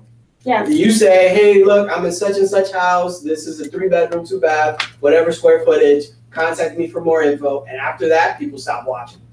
Like it goes from 60% of the people watch it. You get like 85 to 100 views, right? Your intro, they liked you, you're a friend, contact, whatever. And then about 40% of those people only watch 3 seconds of that video. And then after the big drop, There's only 2 views. Me, for quality assurance purposes, and probably you, if you watch your own video. Look, like, if you don't watch your own video, that's just 1 view there. So, going forward, we're gonna find different ways to benefit you just because of that. Because we're bleeding, we're like literally hemorrhaging money because of those things. Max, what do we do now? Like for my listings, I do like a 9-second intro. 9 second to 10-second intro. Yeah, And because those get 200. I looked at my video stats, and the vast majority of people are only watching 9 seconds. So I was doing like 2-minute long quick tips. Yeah. And so now my quick tips are really 15 seconds. Yeah. Yeah. Under 15 seconds. And for my video intros, I take just that front part and I create a whole ad behind it. Yeah. But it's literally, hey, this is Michael Century 21. Check out this new house. Check out the photos below. That's it. Yeah. Because most people are just looking through their phone. So check this out. So here is the 3D home. That's not as good as Matterport. But guys, did I mention free? Did I mention free? And did I mention free? So you can do this on a $50,000 trailer. Who cares? Like now, cut loose. Now it's like every freaking listing you have should do this. And it's embedded in Zillow. So right there, and for some reason it's not showing well. It gets wonky, but see where it says, see where it's got that little video button? Yeah. It actually has a 3D home button right there too. For some reason, I don't know if it's because of, It's right next. yeah, and I know, but what I'm saying is I think because I'm projecting onto the TV, it's screwing up the view, but on the main shot, it has the video link and it's got the 3D home link. So it's native into Zillow. You actually record this in your Zillow app. You just got to have a Zillow account, which is free, and you record it in there and it goes straight into your listing. Whether or not not even if you're not live yet, it'll sit there and wait. As soon as your listing goes live, it'll attach to that. And now you can do this on a $100,000 or $1 million. It doesn't matter. And the cool thing is with Matterport doesn't allow us to embed this natively into Zillow. It doesn't allow it. He's a Zillow certified photographer and they still give us a hard time. Okay. So now this is 3D home. This is what it looks like. So it's just like Matterport, right? No different. It's just like Matterport. You can walk through the home. Okay. So it's just like Matterport in this regard. Is that expensive one? What's that? Is this your new? No, this is the free one. This is what would be free compared to, so look, I'm going to show you an authentic comparison. Okay. So this is the actual Matterport. So I'm going to just show you the difference in quality. So obviously there's a difference in quality. So this one's a little bit sharper. Okay. This one's a little bit sharper. It has some bells and whistles. A lot of furniture. Okay. So this was also shot on a little bit brighter day, but that versus, so here, let me do a kitchen versus kitchen. Yeah, the lighting was much better on this day, but nonetheless. What about exposure, click-through rate, and all that stuff? Well, here's the thing. Like, what do you care if, here's the difference between the two. One's natively in Zillow, the other one's not. Would you rather have the ability to have it on every single one of your listings for free and be able to scan? Or how fast did you do this house? When we did the Matterport, it was almost 2 hours. I did that in 20 minutes. So it's going Will you still have Matterport at all? Yeah. For the Yeah. higher end listings, Yes, you want the absolutely. quality? Yep. Yeah, we're looking at getting probably a different model that can actually do the photos itself. But here's the thing. Still, like I'm still going to suggest you still use this one on the high end and just embed it into Zillow. And then we still will have the Matterport for the MLS listing, right? So I'm still going to suggest that no matter what price point you use this little one. And that's something that we talk about as well when it comes to video and stuff like that. So for higher end listings or for fine homes and estates, yeah, we'll probably do a featured video, walk through the house, show the pool, the jacuzzi, a game room, a pool room, stuff like that. But for every other average listing, you're, 300 to, the medium price range that it is right now. An intro video saying contact me below is going to get you more traction than me flying the gimbal through the house. So check this out. So this is what else it does. We're still working out how this is going to work, but I want you to conceptually think about this. Okay? I'm manipulating it, guys. This is live video. Yeah, there are apps for that too now. Okay? So this camera does all this. So imagine you are standing in the house giving a tour of it walking around recording 3D video. Could you imagine like the opening of the 3D tour is, hey, listen, this is Willie Barnes of Century 21. We're here in the kitchen at 3393 Park Grove. Hey, listen, check out these cabinets. But stop looking at me. Turn around. Go look at the cabinets in this kitchen. Aren't they amazing? And like you can literally do a very virtual 3D tour in the form of not just a 3D tour, but live 3D video. Can you pause the live? I mean, in terms of, can you stop? I mean, can you review it before it posts? That's my fear. Yeah. That you're doing something. Yes, of course. Yeah. You can like live on air, right? Yeah, of course. Oh, really? This is like, it's recording, but yeah. No, it just records. You can post it when you want. Yeah, no, it's all in your control. It doesn't leave the camera. Okay? I mean, you can do live video with it, but. No, I wouldn't. I would just record the 3D video aspect of it, okay? All right, so failing to measure your KPIs and consistency. One thing that you're going to hear from everyone that's really, really doing well right now is they're just like Willie's killing because he's got his mornings and it's every day. It's non-negotiable. He's doing it. Not measuring your KPIs. I've been pounding this. I'm going to keep pounding it. You need to know where you are and what you're doing. And if you're not, you're guaranteed to fail. So what can you do right now to significantly increase whatever it is that you're doing? I want you guys thinking about it. What could you do in the manner in which you do things, right? So Janae's heavy on social. Janae, could you do 10 times more? Is there a way? You know what I mean? Chris is heavy in his SOY. Chris, could you do that in a different way? Okay? But what I want to know is like, Breda says, I love you, you know I love you. I want to know what results she's getting from this massive social media. Because, I mean, she had like on one of her posts the other day, she had well over 800 likes on Instagram. I was like, damn, girl, impressive. But what kind of results, you know, other than the name and the likes, are you getting?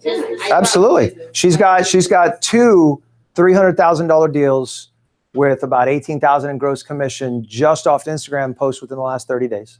How's that? And I have. How's that sound? I have a minute to share. Please. Okay, so I just set up a calendar because so basically I pay my brother to kind of manage my inbox because it's smart, getting overwhelming. Smart. And of course he needs the money. He's in college, so he does it for me. So this week, so I set up a calendar now. So where there's a link in my bio for people to schedule appointments, because what I get is people are interested and I don't have the time to, oh, what's your name? What's your email? Let me put it in my database. So now I have a way to where they give me a scheduled appointment and it goes straight to LionDesk. That alone, since I set it up, I have 4 buyer appointments consultations this week. One is in Miami, she's relocating. The other 2 are thinking about doing the home partners rent to own. And then I got a referral from Connecticut. So I'm looking for an agent in Connecticut if anybody knows somebody. So it's definitely working. And then also too, I did a gift card giveaway for $25. Yes. So I sent out those gift cards and I gave them a business card as well. And you know, I'm never too busy for your referrals. But what I noticed that me giving people free stuff is like, it excited them. One lady who got a winner, she was like, I'm gonna buy me a laminating machine. Like she was so happy. She even wrote it in my comments on my live. She messaged me and was like, I'm gonna send you a picture when I get my laminating machine because I want to use my $25. I did 4 $25 gift cards. Mm-hmm. So making that connection with people is definitely working. Yeah. So think about what are you doing that you could do that you could significantly scale, right? Like how could you significantly scale? Think about it. How could you scale whatever it is you're doing? How could you scale your SOI? How could you scale your farm? You know, anybody stuck on how they could scale? I took one of your suggestions a few weeks ago. You said hit them hard with a gift card, which I am good with, but you took it a step further and said make them take a selfie of themselves and send it to you. So I wrote that in the card and would appreciate if you take a selfie. Boom. You've seen, I'm sure. Mm-hmm. So like now I'm on my 4th gift card with a nice letter because they gave me a referral and I have a new listing from that. So, okay. Are you posting and driving money behind it? yes. Okay. Max handles my driving, my money, and Okay. my posts. So how much did it cost you? That's where I'm not. How much? $10 a time, How much did it cost you? The gift cards? $25 each. $100? Yeah. And you have a deal out of it? Yeah. List or buy? A list for $245. Okay, so In winter. $5 or $6 grand for $100? Yeah. Okay, so here's the thing. But what if she's not tracking it? Now, if you were tracking it, would you do another, instead of 4, maybe 10? $400. I'm serious. Like, but if you're not tracking it, how will you know to, you know what I'm saying? Like you were saying, how do I know? How can we measure the results? Well, yeah, you measure your results, right? You need to be, okay? Ergo, the whole KPI deal. Yeah. I'm doing something similar to what the girls are doing. The difference is that I'm teaming up with small businesses, and essentially I'm like, hey, look, what I want to do is create an ad on Facebook, and all you have to do is pay for the leads, and I'll run the whole program. And you have to give away something. Like my buddy, he's giving away a free pressure washing for a winner, so we're doing like a raffle type program. So essentially, he's paying for the advertisement on Facebook. I'm just managing the leads, and he's giving away the free gift. It's something that in the beginning I did with the turkey raffle, which I got like 150 people sign up for in like a 1 month period or something like that. So my whole thing is I'm now leaning more heavily on my sphere. Now it's just to grow it as large as I can. Okay. Good thoughts. Good thoughts. All right. So can you leave here today with this thought in your head, please? How can you scale? Scaling is necessary. All year long, we have to scale exponentially, really, really significantly. Okay. If you're going to be a prospector, how do you scale that? If you're just going to stay steady on your SOI, you better scale that. How are you going to scale? If you're a prospector, is that going to mean you're going to be in the seat relentlessly? Are you going to cheat and use a texting or slide broadcast tool? Like, what's it look like? What does it look like? How does Willie Barnes talk to more FSBOs? How does Mike hit his SOI more? You know what I mean? Like, how are you going to do this more? Because if you're not thinking more, I promise you, no one said you have to work more, by the way. I didn't say that. I just said, can you 10x whatever it is that you're doing without adding more time? And I know that you're smart enough to figure that out.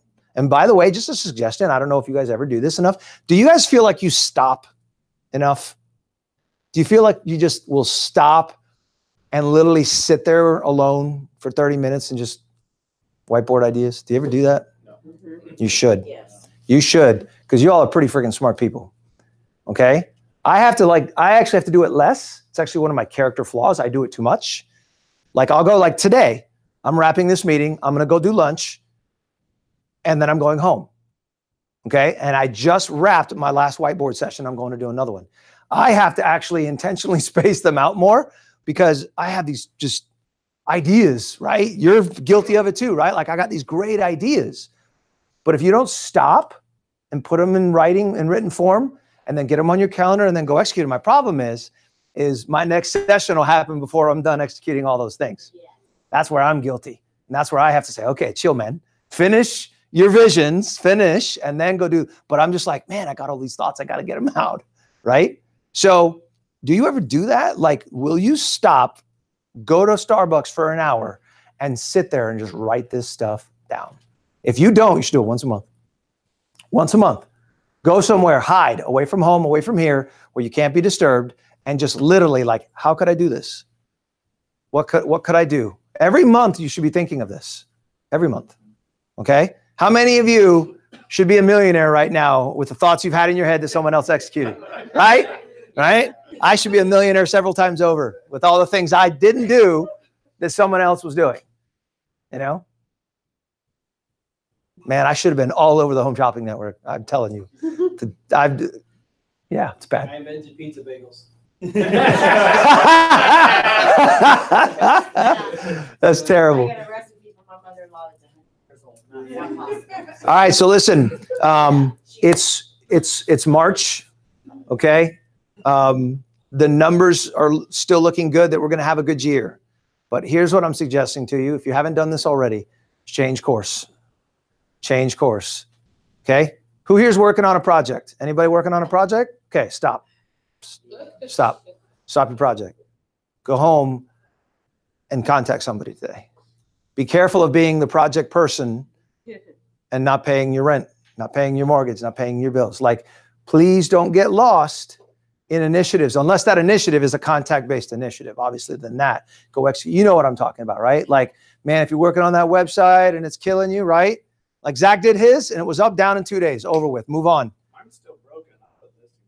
Yeah, it's like, it was funny. Somebody, the Hamblins, said something to me the other day. The Hamblins actually were goofing on you. The Hamblins go, why isn't Brian like, why doesn't he have this amazing custom site? And I go, because he hasn't stopped, because he's got a different priority level.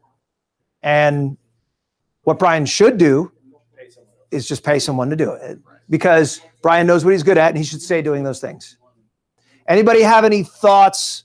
Anybody have any good ideas you want to share about how you're gonna 10X or how you think you can maybe 10X?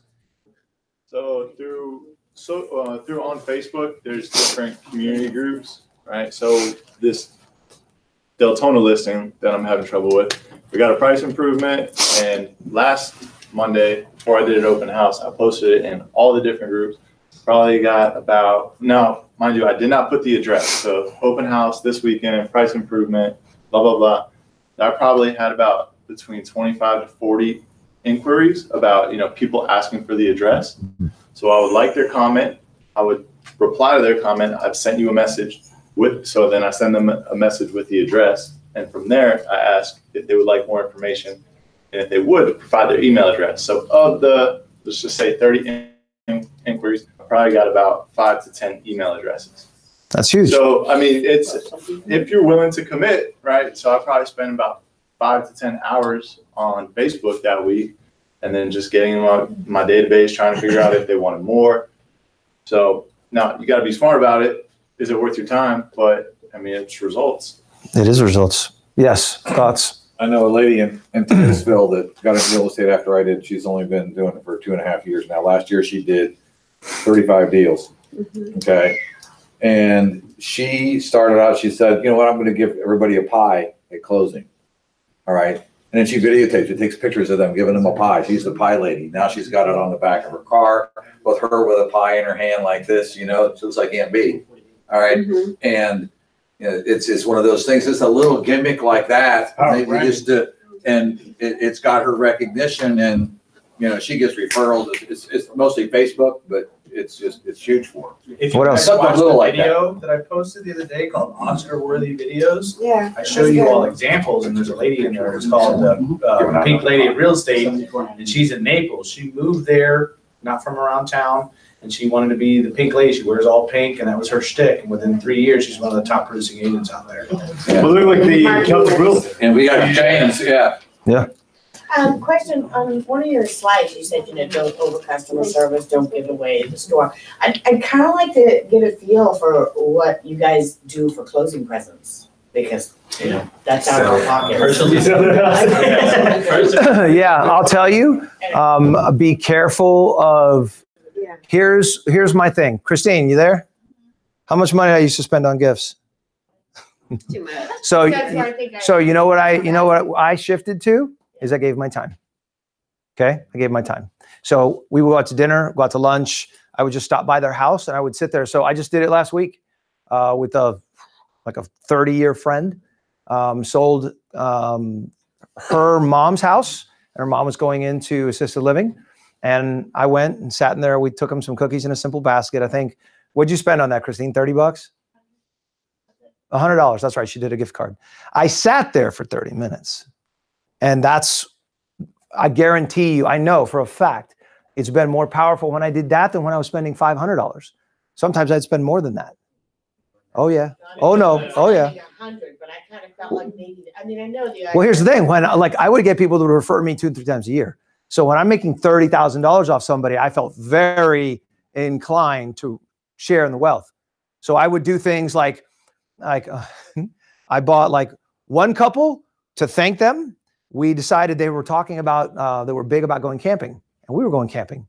So I said, come on, let's go camp. They're like, oh, we don't have anything. So guess what? I spent my $500 on. I got them a 10. I got them the whole freaking show. They got to go, and they look like pros day one. And that's where I spent my money, because then that's a very different thing than just handing them a check, right? Very rarely did I just hand over a check. I usually did something very tangible. I don't give a check. Usually I give barbecue grills, or if it's a pool, home. Don't do it anymore. Don't do it anymore. But I usually spend $100, so that's why I wanted to it's fine. See where everybody Give your time is the answer.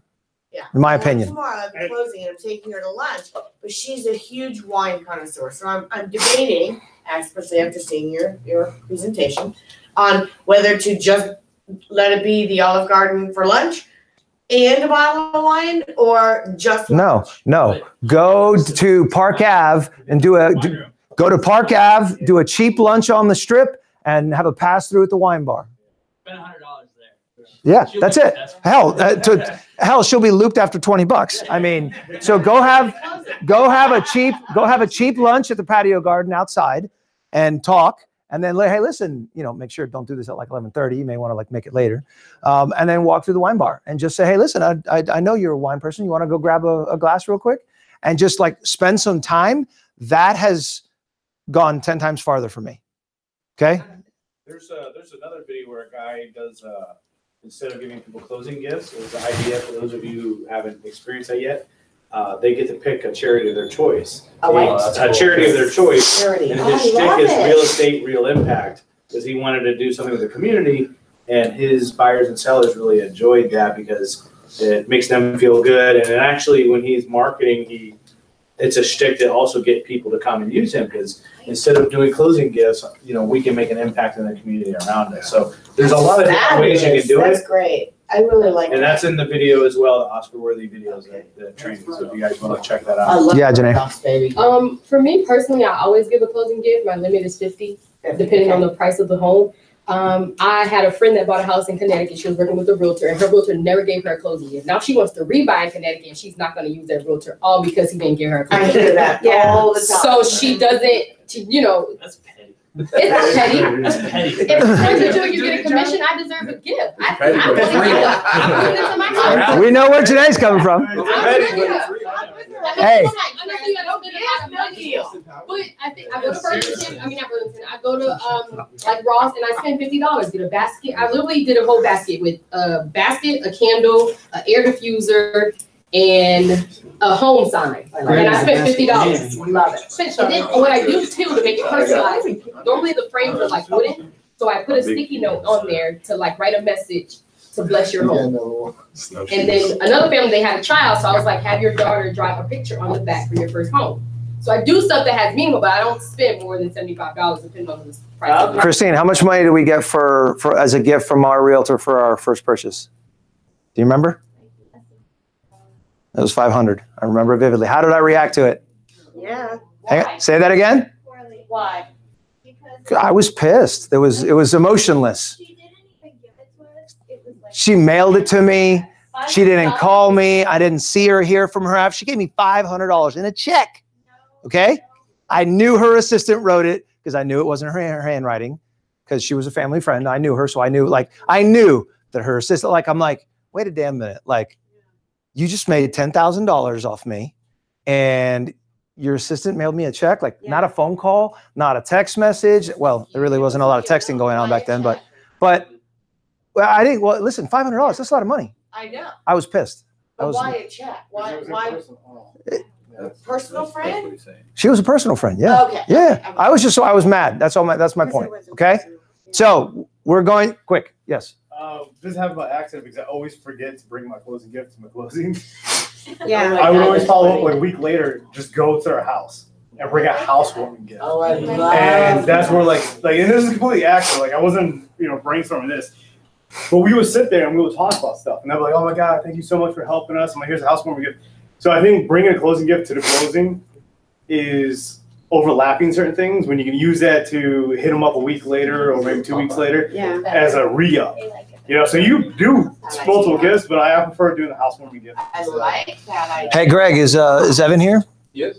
Hey, why don't you guys both come up here real You quick? get to see the house after they moved in. I love that idea. So just to add to that, if by chance you know where they work and you pop by their office, then there's other people who are possibly looking to purchase. So you can get to their house, which is just them one-on-one. But if you get to their office real quick, pop in with a gift and you surprise them, there you go. Now there's like, why'd you get that gift? Oh, I heard that's my realtor. And there you go. Hey, Zorro, what's happening? He's the masked man, okay? Hey, Evan, I just wanted you to share real quick. So Greg and Evan were in Vegas this week at Altera Corporate. And Greg's obviously been there, but you hadn't been. I know you weren't there long enough. I get that.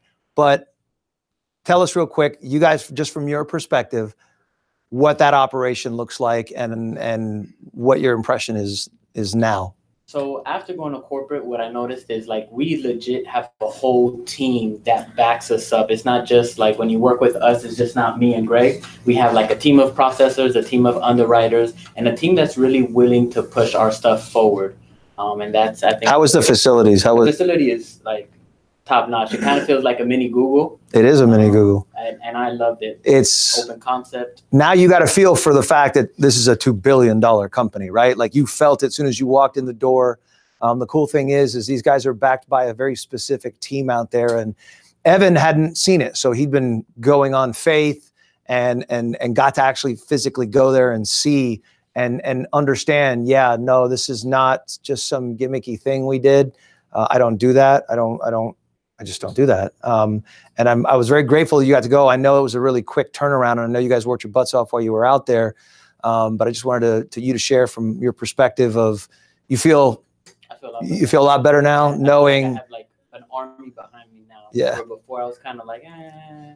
Yeah, it's hard because, that's a monster company that's all over the United States, and it's hard to feel like, well, we're just Alton Clark and little old Seminole County, but no, very family atmosphere, and yeah, it's a family atmosphere with a really big 800-pound gorilla behind us, which is cool. Plus, when you go over there and you see someone face to face, it's no longer just an email and just a name. Once you make that personal contact, they know who you are, so you develop a little bit of a rapport. You're just not some hello on the other side just sending an email. So that definitely helps as well. Greg, how things been going? Business picking up? Yeah, for sure. Let me tell you, I walked in there and the compliance lady goes, "My mortgage guy, Greg." I'm like, "Damn, you got me on stalker." Like, wow. She goes, "I listen to you constantly, everything that you're saying." So they watch us, they're compliant, they make sure we're doing the right things. They're definitely there for us, 100% support. As far as the pipeline, guys, we're continuing to grow. I think this office kind of overtook Lake County a little bit. Took a minute, finally. It's about time we kind of pick back up, but of course,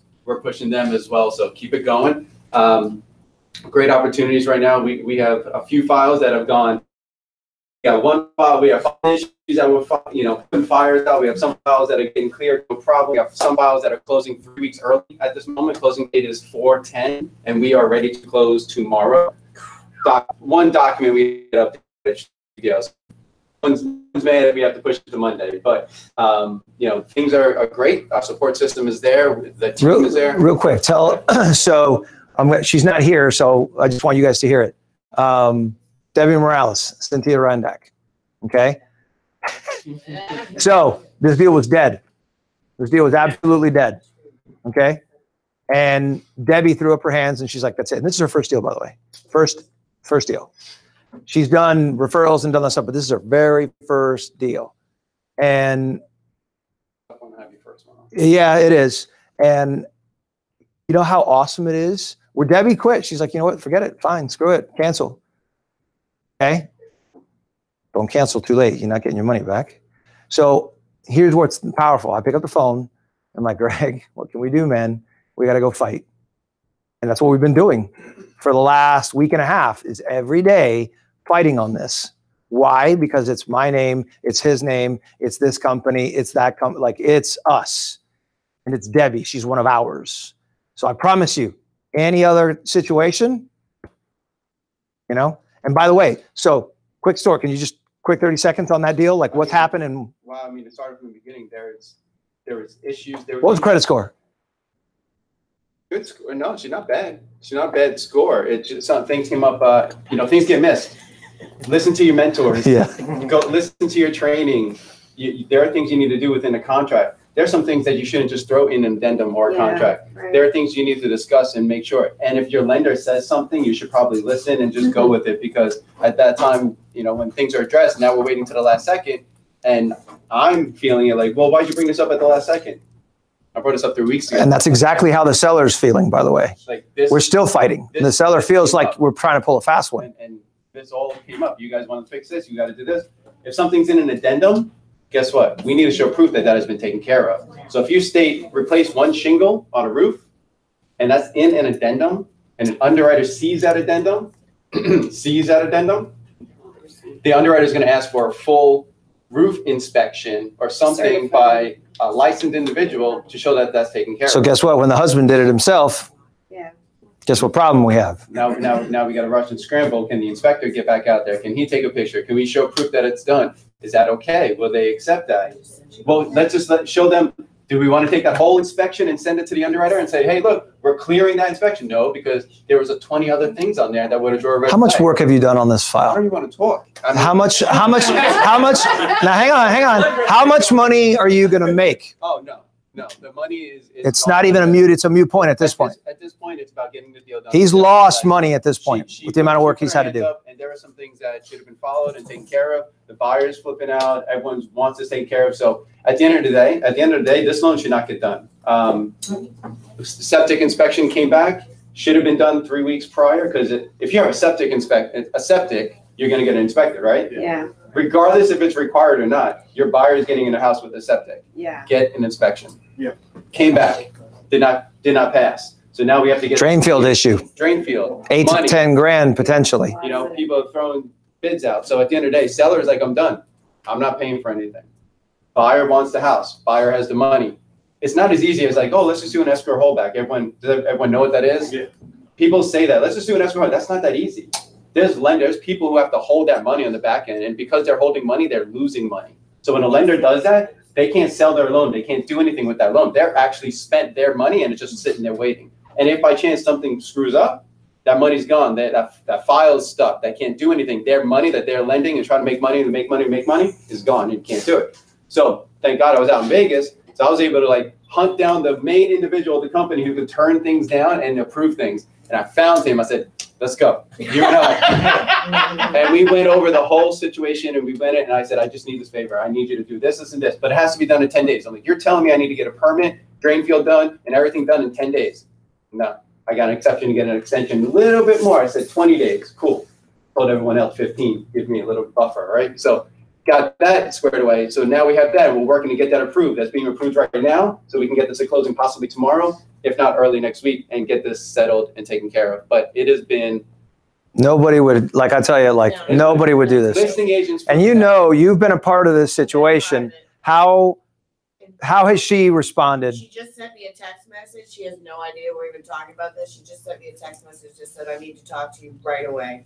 So this has been every day. This has been every day. And guess what? She had to have surgery last week in the middle of this.